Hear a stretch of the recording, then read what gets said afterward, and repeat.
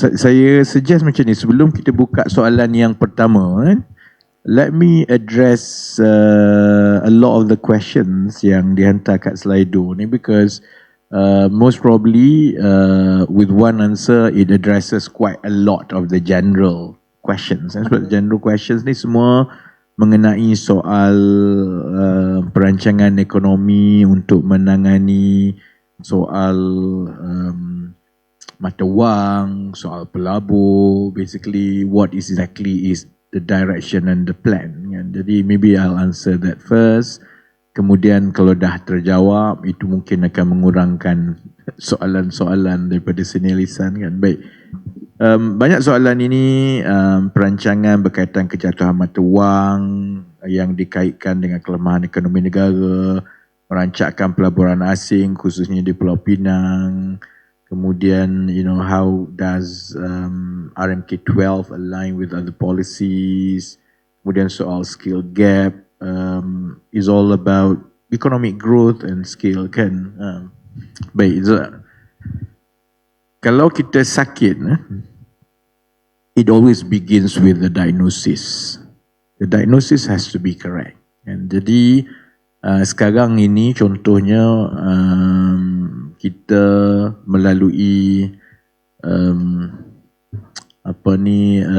kelemahan mata wang. Mata wang kita berbanding dengan dolar mengukuh, dan itu bila dolar mengukuh kita lemah lah. Kemudian kita juga ada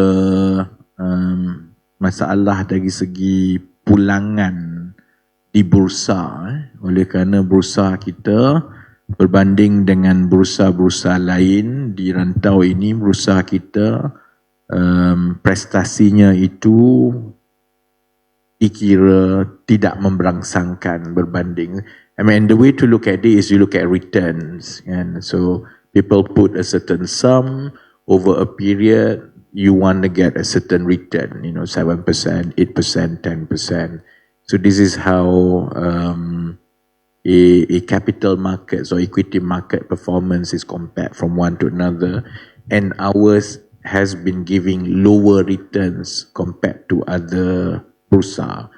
So obviously kalau saya pelabur, kalau saya letak di bursa A saya dapat 10%, saya letak di bursa B annual return saya 7%, saya letak kat bursa A lah, dan itu semua ada kesan kan. Dan soal bursa ini dia ada dua komponen juga. Satu komponen yang melibatkan bond, dan bond ini lebih kepada terbitan kerajaan dan juga terbitan syarikat-syarikat besar. Satu lagi is equity, dan bursa memang sebenarnya ada kesan terus juga kepada kedudukan mata wang, kerana aliran mata wang yang lagi laju ni dia bukan foreign direct investments. Aliran mata wang keluar masuk yang lagi laju ialah foreign portfolio investments. Orang beli bonds, orang beli saham, they put money, they take it out dan sebagainya. Baik. So let's start with the diagnosis. Untuk mata wang, kenapa ia berlaku seperti sekarang? There's a short term and immediate reason for it, but there's also a long term. Jadi kalau kita address yang short term itu tapi kita tak address long term, itu pun tidak akan membantu mengukuhkan nilai mata wang ataupun pelaburan ke pasaran saham kita kan. The short term is quite straightforward. Everyone understands it. It's the rate differentials. Sebab kita 3%, negara lain 5%, effective rate di setengah negara ada yang 5%, dan ini ialah sebahagian juga daripada keputusan dasar dan keputusan ekonomi yang dibuat oleh pentadbiran dulu. Masa kita melalui COVID, saya ingat dia nak popular, dia bagi moratorium, dia rendahkan semua yalah sebab nak popular, takut orang marah. Tapi dia tak ambil jangka masa panjang sebenarnya. Bila kita melandaikan terus kadar faedah kita, Malaysia dilihat sebagai tidak menarik kerana tak dapat pulangan kan. Jadi ditambah lagi apabila Amerika Syarikat mengambil pendekatan untuk meningkatkan kadar faedah dia tu secara mendadak kan. Dan ketidaktentuan tentang lama mana lagi Federal Reserve akan meneruskan dasar monetary yang menaikkan kadar faedah ini, itulah sebenarnya yang menyebabkan sekejap dia naik, sekejap dia turun, sekejap dia naik, sekejap dia turun. Jadi kita tengok untuk tempoh 1 bulan yang lepas, dalam tempoh 1 bulan setengah, ringgit dia mengukuh semasa kerajaan perpaduan mula-mula ambil. Kita mengambil alih kerajaan pada kadar paling lemah daripada Perikatan Nasional dulu, sekitar 4.8 masa kita ambil balik. Kemudian dia mengukuh sampai Februari, dia dah sampai 4.2, dia kekal kat situ. Kemudian dia ada perkara-perkara yang di luar kawalan kita. Contohnya, kadar faedah yang dinaikkan bertubi-tubi oleh Amerika Syarikat. Lagi cepat dan lagi kerap dia naik kadar faedah, oleh kerana kita mengambil keputusan, bank negara merasakan bahawa kadar faedah sekarang ini adalah kadar faedah yang sesuai untuk menstabilkan harga, maka perbezaan di antara kadar faedah US dengan kita makin melebar. Bila dia makin melebar, dan orang yang letak duit kat sini dia kata tak apalah, saya buat keluar, saya buat baik, saya pergi letak kat US kan. Itu satu perkara. Kemudian dia juga yang ringgit mula melemah antara April dan March dan April. Kemudian dia mengalami penyusutan yang ketara itu dalam bulan Mei, ialah juga oleh kerana keadaan di China. Kerana China baru buka balik ekonomi dia 100% sejak awal tahun ini daripada zero COVID, dan ekonomi China adalah enjin pertumbuhan ekonomi dunia, dan Malaysia cukup terdedah kepada turun naik ekonomi China kerana ia adalah rakan dagang besar kita. Setakat ini pertumbuhan ekonomi China lebih rendah daripada yang dijangkakan. Jadi dia memberi signal yang membimbangkan di seluruh dunia, kerana zon ekonomi barat, Euro, US, semua memang dijangka akan lebih perlahan. Tapi bila zon ekonomi China juga perlahan, jadi itu meningkatkan lagi risiko pertumbuhan ekonomi dunia makin kurang dan makin kurang. Yang ini berkaitan, ada kesan dia bukan saja kepada mata wang dan juga saham Malaysia, dia ada kesan juga kepada Pulau Pinang. Kerana walaupun tadi semua orang gembira kan Pulau Pinang, I was telling CM tadi, walaupun Pulau Pinang gembira kerana hasil pertumbuhan ekonomi itu lebih baik, tapi dalam semua negeri di Malaysia ini, negeri yang paling terdedah kepada faktor luaran ialah Pulau Pinang. Oleh kerana Pulau Pinang ialah negeri pengekspor kan? Jadi gabungan di antara petanda-petanda yang membimbangkan tentang pertumbuhan ekonomi di antara negara barat, kemudian ditambah lagi dengan China, dia ada kesan besar kepada negara dagang besar dunia seperti Malaysia. Kerana kita adalah negara dagang, jadi bila pertumbuhan ekonomi dunia itu mula mendatar, permintaan kepada barangan kita pun mula mendatar, dan itu menyebabkan pelabur, bukan pelabur tau ya. Selalunya orang kita kata pelabur ni, dia ingat pelabur ni ialah orang yang datang buka kilang. Yang itu tak ada kesan tau, yang itu akan terus datang. Ini yang saya nak ulas sedikit bila ditanya apa hala tuju kan. Kesan dia yang besar ialah kepada pengurus-pengurus dana, pelabur dana antarabangsa yang menentukan duit ni untuk tempoh pendek nak park dekat mana, nak letak kat bursa mana kan. Jadi sudah tentu bila dia tengok begitu, dia rasa pertumbuhan ekonomi Malaysia juga akan terkesan dengan kelembapan ekonomi dunia. Bila pertumbuhan ekonomi Malaysia terkesan, maksudnya syarikat-syarikat di Malaysia pun dari segi keuntungannya juga akan terkesan. Jadi dia pun kata, baiklah saya alih duit daripada negara ini ke negara lain. Itu yang sedang berlaku sekarang. Nah, itu sebenarnya yang sedang berlaku sekarang. Dan sebab itu bila ringgit mengukuh minggu lalu daripada 4.65, dalam tempoh 2 hari dia jatuh ke 4.55 pun bukan sebab kita. Kalau adalah orang menteri kerajaan ke pegawai kerajaan pergi kata ini adalah pentadbiran yang baik, kau boleh sekeh kepala dia. Tak ada kena-mengena dengan kita. Ini juga ialah soal di Amerika. Oleh kerana data inflasi Amerika itu menunjukkan bahawa inflasi lebih terkawal daripada yang dijangka, itu memberi bahawa Federal Reserve akan tidak lagi menaikkan interest rate. Jadi bila orang kata, lepas ni, you see, how many of us in this hall actually trades currency? Okay, you see, this rate differential ini melibatkan trillions dollars of money floating around. Perbezaan 0.5% interest, dia diterjemahkan kepada keuntungan berbilion ringgit sebulan. Lebih daripada itu pun. Jadi currency trader, dia akan tengok, look, sekarang ni dia tengok dolar tengah tinggi kan, berbanding dengan Malaysia kan.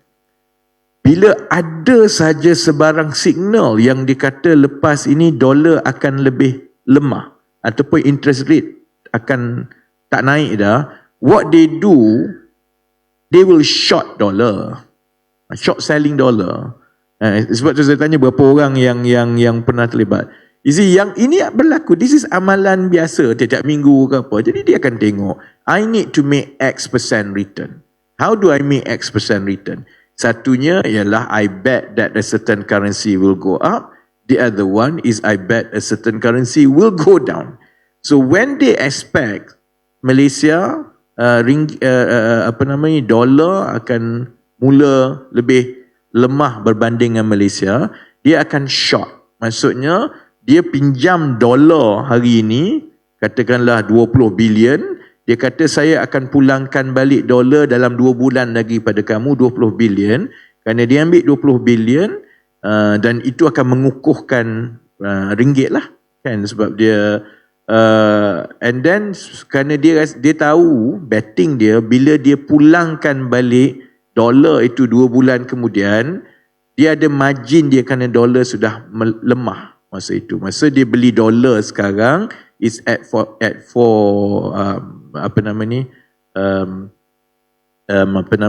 certain X amount, bila dia return at certain X amount. Okay, this is happening on daily basis. Dan dia sebenarnya adalah sesuatu yang bagi saya di luar kawalan kita. Baik Ada orang tanya, jadi apa kerajaan nak buat dengan keadaan begini? Kenapa kita tidak campur tangan untuk mengukuhkan ringgit? Boleh campur tangan. Dan yang telah dibuat yang paling dekat ialah di Singapura lah. Kerajaan Singapura actively intervene in the market sebab dia tidak ada interest rate mechanism. Monetary policy dia, they tighten and loosen the supply of money, not by way of setting interest rate, is by way of strengthening or weakening dollar through the market. Dia pakai foreign exchange mechanism. Dan Singapura buat begitu kerana dia negeri kecil. So their inflation is very much influenced by the forex.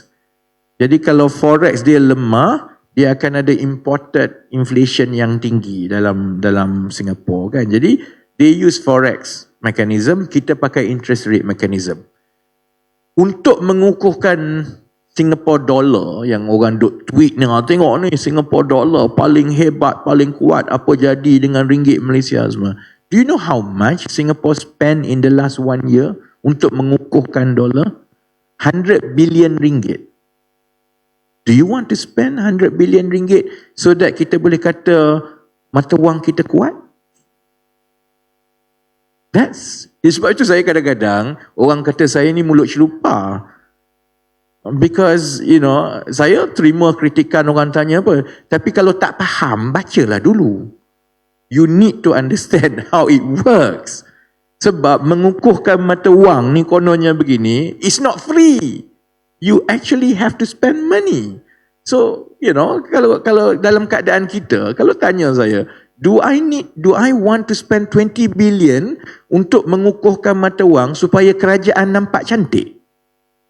Might as well bina jambatan kali ke-20 dekat Pinang. Paling kurang kan. So that is the decision sebenarnya. Because we have to spend money to strengthen. So what are the fundamentals yang kita kena tengok? Fundamentals pertama ialah how far is the weakening ringgit affects the country so quickly. So that's dalam keadaan Singapore, in terms of the sensitivity of the currency strength to its economy is very high. Because they buy everything imported. So if their currency is low, that means that they import inflation, and the number one priority of a monetary policy is for price stability. You want to price stability. Dekat US pun dia duk naikkan interest rate is to achieve price stability. Kita rasa at 3%, at the current 3%, we have been able to very quickly control inflation. That's why kita tengok inflation turun 9 bulan berturut-turut, and it will even come down even further after this. So, in our view, Bank Negara assess, and I agree with Bank Negara, that the best way to control inflation so far is to keep at 3, and then it seems to have worked. Even if it means kita ada price differential dengan US that weakens our ringgit, the priority is to stabilize the price domestically dulu kan. Singapore tak ada pilihan itu. Dia kena intervene terus. Dia sama dengan bagi subsidi 100 bilion ringgit lah, just to strengthen kan. So the first one is to assess how sensitive the fundamentals of the economy to the strength or weakness of ringgit. Itu number one. Kalau kita tengok kepada petanda-petanda ekonomi yang lain, it does not translated directly kepada immediate impact to the economy. Pertama contohnya tentang pelaburan masuk ke dalam Malaysia, FDI. Because dari segi pelaburan yang masuk ke Malaysia, the priority is FDI, barulah foreign portfolio. Sebab FDI ni datang bawa duit, dia cipta peluang pekerjaan, it creates value over long term. Foreign portfolio comes and go. Sometimes people call it hot money. Dia masuk, dia keluar.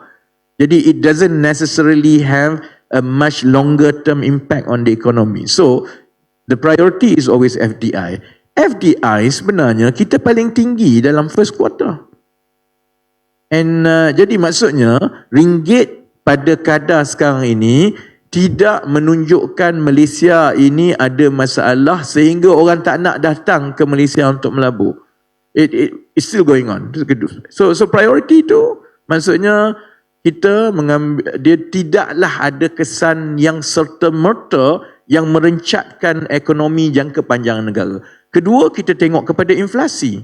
Kerana betul bila ringgit lemah, dia ada perkara-perkara atau barang-barang yang diimport. Contohnya machinery, contohnya makanan dan sebagainya. Tapi makanan ruji tidak semuanya diimport.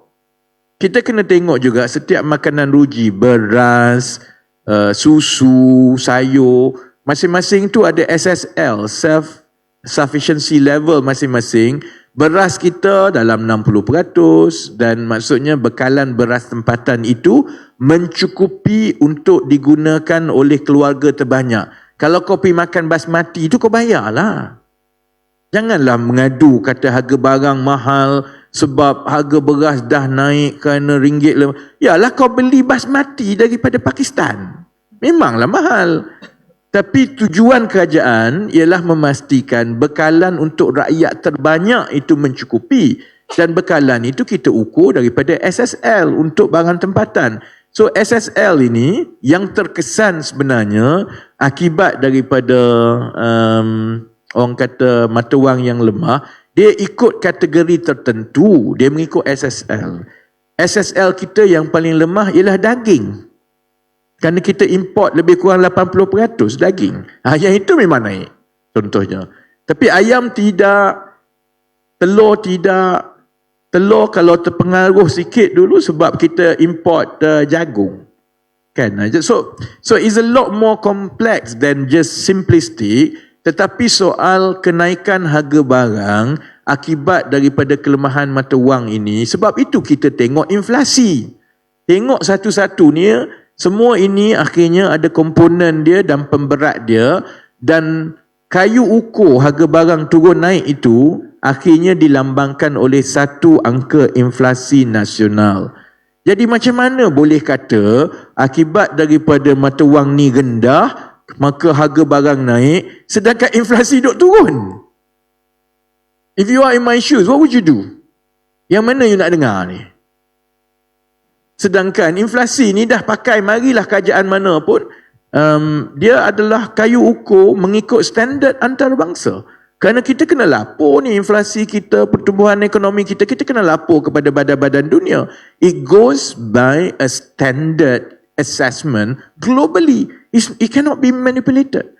Masa dia naik lah. Jadi macam mana orang boleh kata macam ini harga barang naik lah, apa nama ni. Kamu pergi pilih harga barang yang tidak dikawal. Pergi ambil sardin. Saya tengok yang terbaru ni kan dekat social media. Ada duk tunjuk, tengok harga sardin dah RM13 kan. Dia pergi cari kedai kat mana, entah mungkin kedai yang pedalaman, dia pergi ambil satu gambar RM13. Kemudian orang lain semua pergi ambil gambar. Macam mana pula RM13 kat kedai aku RM99 40%? Sudah tentulah harga barang yang tidak dikawal kerana orang ada pilihan untuk beli masing-masing. Yang itu adalah peniaga lagi jauh dia di kawasan pedalaman, dia harga lagi mahal lah daripada zaman Tok Kaduk macam tu. Bukan sebab zaman sekarang ni je pun. Jadi yang penting ialah kita mengawal secara makro. Jadi kepada soalan tadi tentang kedudukan mata wang, pasaran saham, dari segi soal short term measure, pandangan saya kos kepada negara untuk campur tangan ialah terlalu tinggi. Untuk kita baiki dan mengukuhkan mata wang kita dan juga pasaran saham kita, itu perlu membaiki kedudukan struktur ekonomi yang saya tadi. We have structural issue. Syarikat-syarikat kita contohnya, sebahagian bursa, kita tengok bursa, indeks bursa tiap-tiap hari turun naik kan. Bursa itu ialah 100 kaunter yang paling besar di bursa. Bukan semua pun 100 kaunter paling besar kan. Bila tengok 100 kaunter itu, majority sebenarnya bank. I think about 40% bank. Kemudian satu pemberat syarikat paling besar ialah TNB. Kemudian syarikat-syarikat peladangan. Kemudian syarikat-syarikat pembinaan. Ini syarikat-syarikat yang baik. Tapi keuntungan dia tu sudah boleh dijangka untuk masa-masa akan datang. Bubuh duit kat bank daripada 1 tahun ke 1 tahun, dividen dia banyak tu lah daripada dulu. Jadi dari pandangan pelabur yang saya sebut sebagai pengurus dana ni, foreign portfolio managers ni, dia mencari sektor ataupun perniagaan yang menjanjikan pulangan yang lebih tinggi, dan syarikat yang selalunya boleh beri pulangan yang lebih tinggi ialah syarikat-syarikat berteknologi, bukannya syarikat konvensional. Jadi sebab itu, selagi kita tak naikkan kandungan ekonomi dan juga kandungan nilai dalam syarikat kita, memanglah kita akan merangkak begitu. Sebab itu, kita nak tumpu kepada elektronik, kita nak tumpu kepada peralihan tenaga, tenaga-tenaga alternatif, kerana ini adalah bentuk-bentuk ekonomi yang insya-Allah akan dapat meningkatkan lebih banyak minat daripada foreign portfolio managers in the future. And as and when it happens, ringgit and berusaha will self-correct. Dia akan mengukuh sendiri, berusaha akan mengukuh sendiri, dan itu boleh dibuat tanpa membelanjakan beratus bilion ringgit seperti negara-negara lain yang buat. Jadi I hope that answers the majority of the burning questions about what the government is doing when it comes to monetary, fiscal policy dan sebagainya. I prefer to strengthen the economy structurally supaya kita dapat long term gain dan kita menarik di mata bukannya dengan kita buat make up. Dulu-dulu sebenarnya pentadbiran sebab dia konon nak popular, nak cepat, dia suka buat make up. Make up ni tak tahan dan it costs a lot to do it, dan make up yang lepas-lepas lah that has brought us to where we are today. Jadi ada satu soalan je lagi melihatkan masa sebab tinggal 6 minit je. Tu trik dia jawab semua. Tinggal satu soalan je. Ada soalan kat hujung sana. Ya. Silakan tuan. Yang bahagia, yang saya hormati Menteri Ekonomi kita, Ketua Menteri, Setiausaha dan hadirin sekalian lah, termasuk penghulu-penghulu kita. Saya rajin dari RMKe Kapal Datuk. Soalan saya macam saja, make it short. Pasal ekonomi negara ni saya tak bimbang sangat. Saya tok guru saya percaya tok guru saya memang orang pakar pasal ekonomi. Soal yang saya sekarang ni, saya nak cerita pasal Seberang Perai Utara. Seberang Perai Utara adalah salah satu daerah yang miskin di Pulau Pinang. Bukan saya cakap, itu ikasih.icu.gov. Jadi banyak penduduk masyarakat yang tak mampu, yang berpendapatan kurang, masih mampu membeli rumah. Dan tadi slide kita pun kita ada tengok peningkatan sebanyak 4.3% daripada pendapatan diorang, harga rumah telah naik. Jadi saya bukan nak sembang pasal kemiskinan di sini.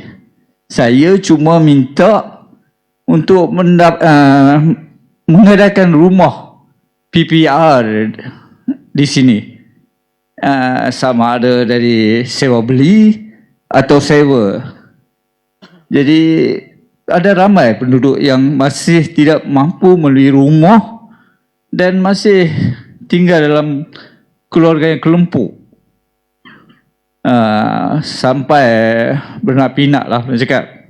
Jadi saya sangat berharap kita dapat membina satu projek perumahan PPR di Seberang Perai Utara. Itu saja. Terima kasih. Terima kasih. Saya ingat CM pun memang dah umumkan satu, dan Menteri KPKT kan ada dua perspektif pasal perumahan rakyat ni kan. Satu ialah soal pembinaan. Cara dia ialah Kerajaan Negeri bagi tanah, Kerajaan Persekutuan bagi peruntukan lah, dan itu yang berlaku. Dan untuk RP3 contohnya, bila kami mula ambil alih, kita memang tambah peruntukan untuk projek-projek perumahan rakyat kan. Jadi lagi cepat mana-mana negeri yang bagi tanah dengan lebih cepat itu, insya-Allah akan dapat lebih banyak projek perumahan rakyat. So I think itu akan berterusan, dan saya serahkan kepada kerajaan negeri untuk tengok tempat tanah yang sesuai di kawasan-kawasan ini kan. InsyaAllah keutamaan di peringkat kerajaan persekutuan untuk membina perumahan-perumahan rakyat ini akan diteruskan, kerana peruntukan dia memang kami bagi lebih banyak berbanding dengan pentadbiran dahulu. Cuma aspek kedua yang perlu juga ditekankan ialah kita juga mengambil kira model-model pemilikan rumah yang berbeza untuk masa akan datang. Kerana salah satu sebab juga ialah kerana kita hanya ada satu model, rumah mesti dibeli. Dan masyarakat kita lagi muda, cepat-cepat dia nak beli rumah. yang itu sebenarnya tidak bertepatan dengan life cycle. Life cycle kita ni sebenarnya untuk tempoh mula kerja 4-5 tahun itu gaji kita mungkin tidaklah sebegitu tinggi. Jadi keutamaannya lebih kepada keluarga dan sebagainya, asalkan ada rumah yang selesa. Jadi dari segi life cycle, lebih baik dan lebih sesuai beli rumah selepas beberapa tahun contohnya. Dan itu pun bagi mereka yang mampu beli rumah. Bagi mereka yang memang tidak mampu beli rumah, keutamaannya ialah ada rumah, bukannya mempunyai rumah, kan? Jadi ini adalah dasar-dasar yang kita insya-Allah akan peralusi dan mula bagi tumpuan supaya bentuk-bentuk kediaman yang boleh dipilih oleh rakyat ini bukan semata-mata melibatkan pinjam wang dan bayar untuk memiliki. Kerana itu sebenarnya hanya untuk satu golongan yang mampu saja. Golongan lain, dia sebenarnya perlukan rumah je. Jadi sama ada dia sewa melalui rent control, sama ada dia transit house. Jadi di Malaysia dia tak sampai lagi kepada model-model kediaman yang berbeza mengikut kemampuan dan juga mengikut objektif rumah tu kan. Jadi kita semua kena ada rumah. Bila semua ada rumah, dia menjadikan motif keuntungan, dia menjadikan motif pembiayaan, itu yang menyebabkan rumah jadi mahal kadang-kadang, ada orang yang tidak berkemampuan. Jadi insya-Allah selain daripada proses biasa yang kita tambahkan peruntukan untuk membina lebih banyak rumah projek perumahan rakyat, satu tumpuan juga ialah untuk membangunkan model-model pemilikan rumah yang berbeza-beza mengikut kesesuaian kumpulan yang berbeza-beza. Dan yang itu insya-Allah saya ingat akan membolehkan lebih ramai rakyat kita ada rumah yang selesa tanpa terlalu dibebankan dengan soal pemilikan rumah. That is being looked at. It will take some time kerana soal rumah ini melibatkan pembiayaan yang besar daripada pihak kerajaan. Tapi memang itu satu pendekatan yang baru yang kita akan bagi tumpuan, terutamanya dalam RMKe-13 nanti, ialah untuk membangunkan keseimbangan model-model pembiayaan rumah yang berbeza-beza.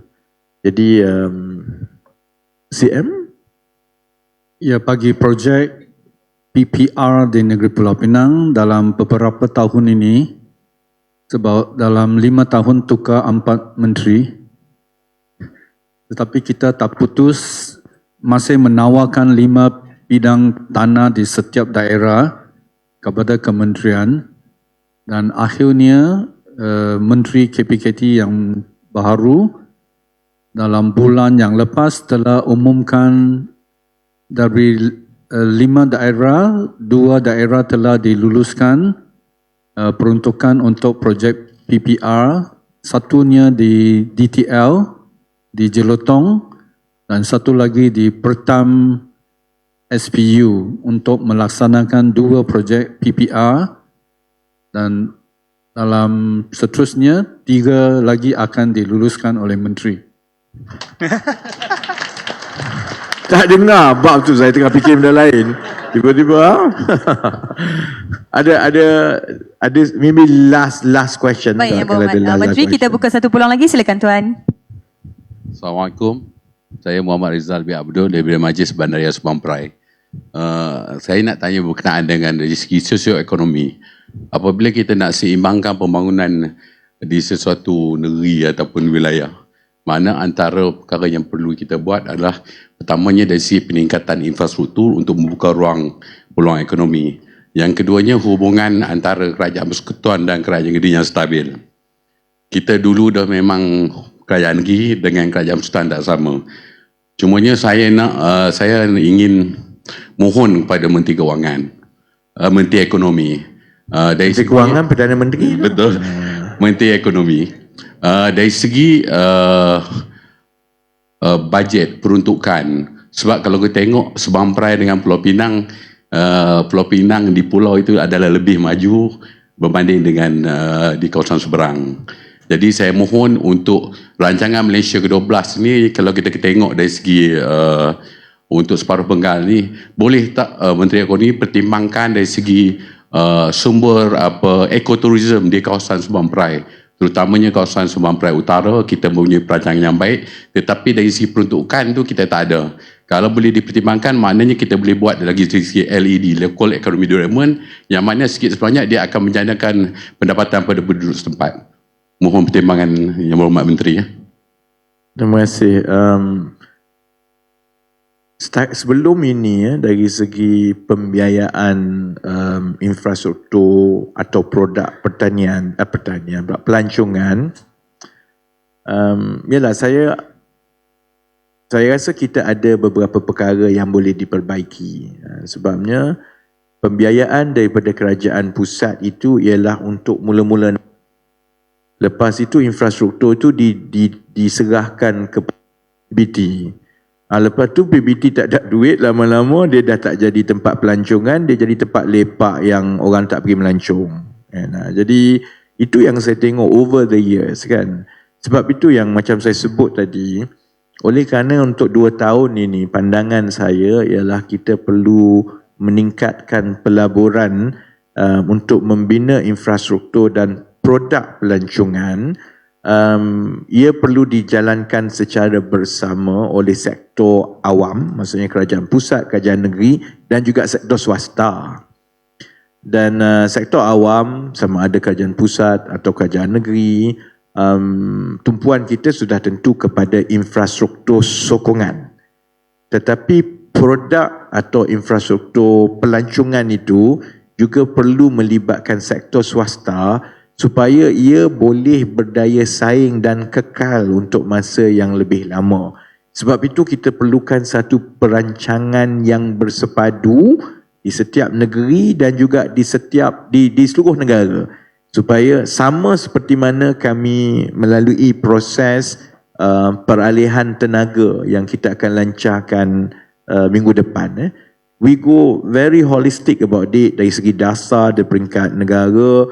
Kemudian kita tengok projek-projek rintis, flagship projek, total 25 billion. Sebab kita tahu bila projek ini mula berjalan, dia akan ada spillover effect kepada industri yang kecil dan seterusnya. So we go in detail level by level. Itu juga rancangan kita untuk pelancongan. Jadi kita akan bekerjasama dengan MOTEC to take it from the holistic perspective and get a one whole nation approach. Maksudnya kita bawa semua, bukan saja pelabur Malaysia pun, pelabur antarabangsa pun kita bawa. Kita ada master plan untuk seluruh negara, kita kenal pasti, dan selalunya bila itu berlaku, kerajaan akan peruntukkan sebahagian wang, kerajaan negeri kena peruntukkan sedikit, sektor swasta bawa masuk, dan itu mula negeri masing-masing dan juga sektor swasta masing-masing mula berlumba-lumba untuk membina projek-projek dan produk-produk pelancongan yang lebih berdaya saing. So I think we will go through that, kerana yang saya nak elakkan ialah dia business as usual ni, tiap-tiap tahun PBT semua ataupun kerajaan negeri dia minta peruntukan untuk pelancongan. Memang bagi, tapi benda tu kecil and it doesn't move the needle. Dia untuk mengecat sana sikit, buat sini sikit, orang tak datang kot kan.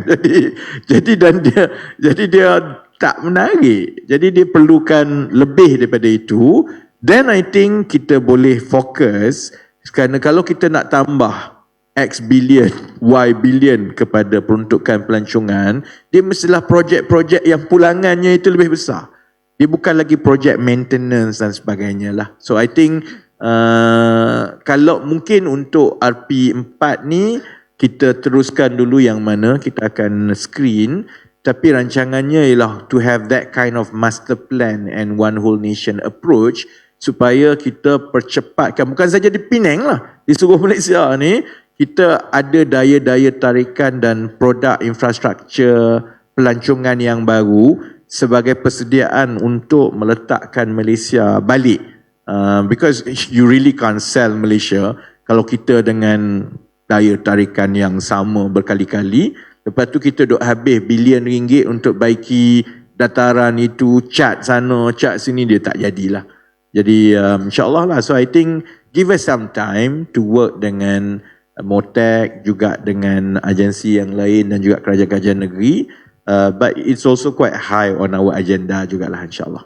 Jadi saya ingat kat situ. Yang Berhormat Menteri, mungkin kita boleh buka satu lagi ruang Ya, untuk satu menjemput seorang wakil dari industri player mungkin. Silakan. Ada satu soalan. Silakan Tuan.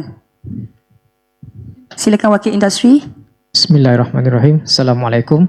Saya nama Wan Muhammad Irsyaduddin. Saya merupakan jurutera elektronik dan di satu syarikat MNC di Pinang. Jadi saya ingin memberi satu pandangan sejauh mana negara kita ingin bergantung kepada pelaburan industri elektronik pada negara asing. Jika kita bergantung pada negara asing, kebanyakannya chip-chip itu akan memberi kesan sekiranya mata wang kita ada kesan lah. Jadi ada tak perancangan kerajaan untuk menggalakkan syarikat tempatan mengeluarkan chip sendiri, tapi pada masa yang sama kita ada volume. Sebab dalam chip production is about volume, you can get the low price. So itu pandangan saya lah. Ada pandangan daripada YB Menteri. Terima kasih. Terima kasih. Bayan soal chip ni kan. Over the years, the chip industry has transformed from one stage to another kan. Zaman 90-an sampai awal 2000, chip ni dilihat sebagai komoditi. Jadi sebab itu, the more volume you have, the more competitive you are, and eventually it becomes a commodity lah kan. Tapi with the advent of electronics, gadgets, digital dan sekarang ni dengan generative AI, then chip is going back and moving away balik daripada a commodity to something that is more specific, more performance driven. So that's one change that we have to take into account. Yang kedua, we also see more and more nationalistic tendency to chip production. And that is actually one factor that Pinang has to take into account. 20 years ago, because chip is seen as commodities, countries dia tak kisahlah untuk dia buat sendiri because dia kata tak apalah, lagi murah beli daripada imported. That's why within a year, I think our chip, I think last year, about 1 year plus dulu, 30% of the global chip more or less come from this country, from Malaysia. It has come down to 21% within a year. And part of that is because of the more nationalistic tendency for chip manufacturing. And that's why you see more and more product owner actually develop their own chip. You got M1, M2, and then Samsung pun start buat sendiri, everything lah kan. So that actually affects the overall landscape of the chip industry juga. The third factor is this, chip manufacturing ni, dia punya upstream, front end to back end tu is very distinctive. And front end is extremely capital intensive, extremely energy intensive in fact. And because it's capital intensive, it is not as easy to relocate. So adalah yang wafer fabrication semua ni, adalah yang relocate, but by its nature selalunya they don't relocate, they build. Dia dah start dia punya front end dekat situ, they build within that region. So the value chain tu is very distinctive between the front end, the what we have, which is packaging and testing, the mid end, the back end, semualah kan. Baik. So all this we have to take into account. Sebab itu kita pernah ada ambition dulu untuk buat fabrication. It failed miserably with a lot of cost to the country. It's not in Pinang lah. At least Pinang kata tak ada kena-mena kita orang lah kan. It's in Kedah, kan? It's in Kulim, kan? So it failed. Jadi I think we learn the lesson, so we have to take the over. It's a lot more complicated than just a simplistic ambition. Always, always it makes sense. Oh, kenapa kita tak buat tu? Kenapa kita tak buat ni?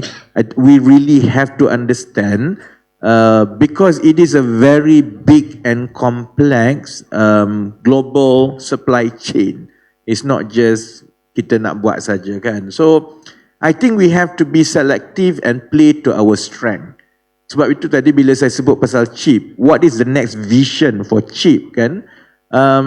There are differences of opinions. Ada yang kata we need to go into front end. I think if we can convince for relocation, bagus. But if we have to bleed our money just so that we score a point and say we have a front end, that I think we have to be careful. Tapi kalau we can take opportunity of the China plus one geopolitical realignment, kerana banyak syarikat-syarikat yang mengasakan dia kena de-risk daripada geopolitical tension, jadi dia nak cari tempat baru, nak relocate. We should get into that, dan kajian akan berusaha ke arah itu, tapi not at the expense of burning money just so that we have a front end. Sebab kita dah pernah buat dulu and it costs a lot of money. Tapi one area, to take what you say just now kan, one area yang saya rasa kita perlu perkembangkan dan perhalusi, itu yang saya sebut sebagai chip design. Because it's not it's not capital intensive. It's very brain intensive. So we and kita sebenarnya boleh move to the next level from orang kata testing and packaging to chip design. Yang itu insyaAllah I'm all for it sebenarnya, kerana itu boleh dibuat dan dia selaras juga dengan usaha menstrukturkan ekonomi kita. Kita nak lebih banyak kandungan teknikal. So chip design is something that we are looking at. Sudah, and part of it juga macam CM kata, sebab memang kita dah ada early successes pun di Penang in chip design. So but itu kebanyakannya itu ialah usaha masing-masing, usaha yang dibuat oleh syarikat-syarikat swasta sendiri.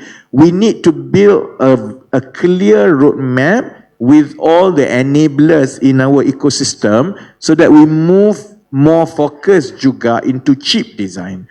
So these are a few possibilities that we are looking at.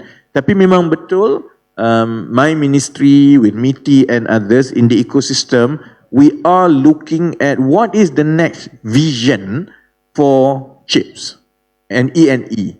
Sebab kita tahu juga, given all these factors kan, seperti yang saya sebut, the more nationalistic tendency of the chips and semiconductor, because dia dah jadi national security. When it becomes a national security issue, chips ni dah jadi national security consideration, you will see more and more of moving away daripada a commodity approach to chip to more of controlling the chip. Jadi model yang Penang ada dulu, which is to mass produce as commodity chip, that's not something that may last forever.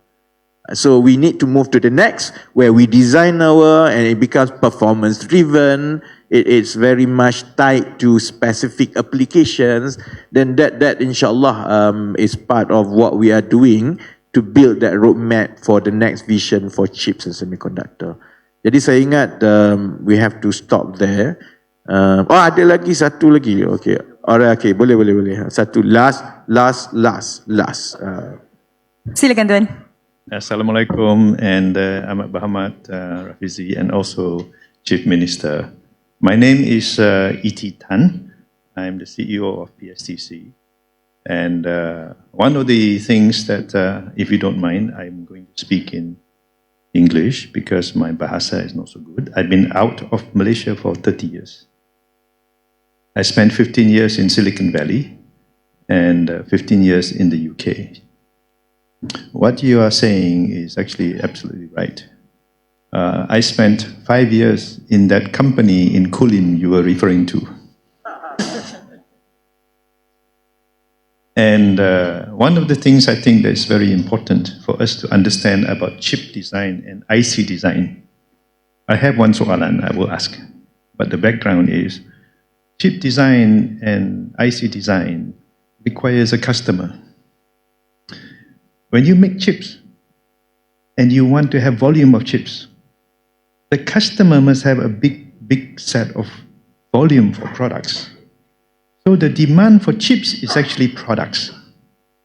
The demand for IC design is also products. If you only you have a design company, you need to design many products. One product for IC design, hopefully you sell millions of products, but there's only one product for the IC design company.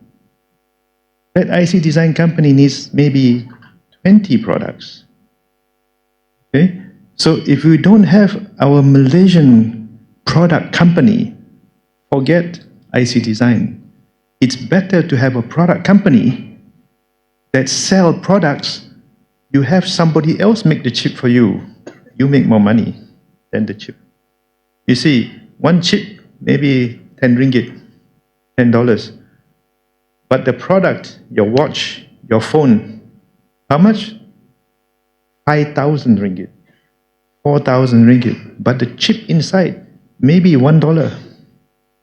So how many chips you want to sell? So the question for YB, okay, is what is our plan to help build Malaysian company making Malaysian products that Malaysia people can be proud of? Because in Malaysia, we have all of the skills in Penang, from chip design, as you mentioned, all the way to manufacturing, testing, and selling. But we have no Malaysian company that we can consider, like Samsung, like Asus, like Lenovo. Can you name of one company in Malaysia that can sell, that we can be proud of to say, this is Malaysian company?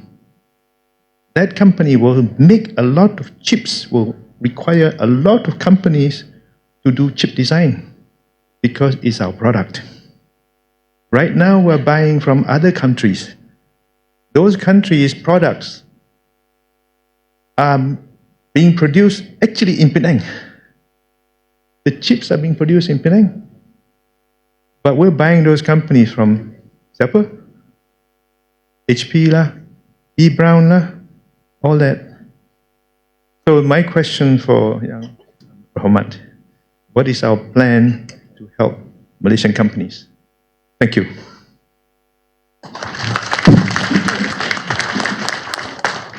Habis diam satu dewan dengar. Well, I think that's why, I know it's a bit trite. I keep telling it, and we have to admit that we have structural problems. We are good at doing low value manufacturing when investors or other people come and bring their technical content, and we are good at that. We can produce more kan. Tapi we also have become complacent over the years because it powers the economy, and therefore why bother growing up the value chain? Because for us to be able to develop our own, for example, electronic consumer products, it's not just about manufacturing, it's about designing, it's about product development, it's about branding, it's about, sales network. So it's a lot more complicated than just operating a manufacturing facility, kan? So over the years, my observation is we tend to take some shortcuts. So kalau tadi saudara tanya what's the plan, I guess the difference with what we want to do dengan some previous plans is to avoid shortcuts.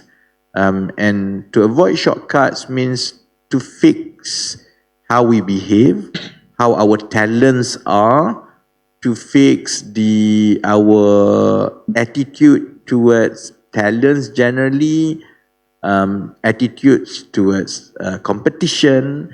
Jadi all these are policy in nature, dia juga incentive in nature, but most importantly is soft investments in society. Maksudnya kita kena cultivate and sebab itu you notice among the things we are focusing is trying to push and mainstream innovation even at the lowest level. We are also looking at how we can revamp our visa and work permit approach to talents, because we have to work with talents, and if that talents means there are foreigners who can bring us up and work with our teams, then we have to be open about it rather than looking at talents purely from nationalistic perspective, kan? Sebab the reason we couldn't have that is because it's also a question of lack of talents. I don't think it's very much about lack of funding. It's a lack of talents, kan? Kemudian juga in terms of the nature of our enterprises, 75% of our companies are micro. Maksudnya 5 people and below. And most of these are F&Bs, kedai makan. And it's like if you tell people kita ada 1.1 juta entiti perniagaan di negara ini, wow, that sounds impressive. Tapi if you start drilling down, 75% ataupun 750,000 lah daripada entiti berdaftar itu, sama ada sebagai perkongsian ke, sebagai enterprise atau syarikat, semuanya mikro, 5 pekerja ke bawah, dan sebahagian besar mereka adalah di dalam perniagaan makanan. Sebab itu perniagaan makanan ini jadi sensitif kerana persaingan terlalu banyak dalam semua orang nak berniaga makanan. But when that happens, itu menyebabkan penyertaan di dalam bidang-bidang lain, termasuklah tentang produk. Kita kalau buat produk, banyak yang nak buat produk kosmetik. Tapi produk lain tak nak buat, kan? Jadi semua ini adalah masalah struktur yang mesti bermula daripada dasar kerajaan memastikan penglibatan, tenaga, bakat dan juga skill gap itu kita perbaiki. So this is not something yang kita boleh kata okay, jom kita buat telefon. That's what I'm going to avoid, I think. I'm very apprehensive about having national products and shortcuts. Kita nak national project, jom kita buat syarikat apa dia lah ni yang gadget-gadget yang hebat-hebat ni, kan, nak buat tu nak buat ni, kemudian kita pun mula shortcut, ambil semua kan. So those are things yang we have to avoid. We have to take slightly longer to build the resilience, the skill, and let the innovation and creativity of our people, kan? And for that to happen, sebenarnya society's behavior also has to change. We have to be more open to competition. We have to be more open to criticism, kan? And we have to tolerate failure. Sebab dalam sistem kita, we don't tolerate failure. You salah, and I can ask this hall, would you invest 100,000 of your money dalam satu syarikat budak umur 20 tahun? Would you do it? You won't. Sebab as a society, we don't tolerate failure. Jadi, innovation, creativity, product, semua a series of failed iterations. It takes a few iterations before you get one. Jadi kita ialah masyarakat yang tak ada tolerance to failure all this while. Sebab itu, over the years, we have this problem lah, kan. Jadi, the challenge is humongous lah. The challenge is lebih mudah bina jambatan ketiga Pulau Pinang daripada trying to do this. That's a lot easier actually, kan. Tapi trying to create the environment, provide the talent, inject the competitive and innovative spirit itu, dia cuts across so many things, daripada education, daripada policy, daripada incentive, daripada the enablers within the ecosystem. But insyaAllah, it's something that I think we will put the components one by one and it will all converge towards that lah. Cuma I can tell it's not something that I feel can be done and announced as national project. Kita punya experience zaman-zaman 80-an dulu, yang nak buat sesuatu national project, bubuh 10 bilion dalam tu. Nak buat sesuatu national project, jom buat wafer fabrication, bubuh 5 bilion dalam tu. It doesn't work like that. It's a slow burn that we have to have the confidence as society, and I rather see the private sector picking it up.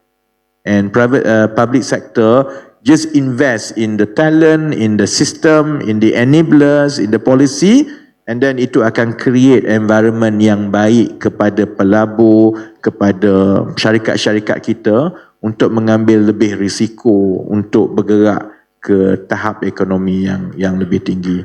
So I think, okay, well at least you like the answer. Okay, alright. So I'm not going to commit to just another round of, short sendiri national project. It costs a lot and it burns us a lot. If we have to take slightly longer, let's take slightly longer for it. Jadi saya ingat itu cukup kot. Jadi terima kasih banyak-banyak. Saya minta maaf kalau jawapan saya tidak melambangkan akhlak seorang menteri. Ada orang kata saya selalunya bila jawab soalan terlalu direct, but I think it's like what matters is let's call a spade a spade.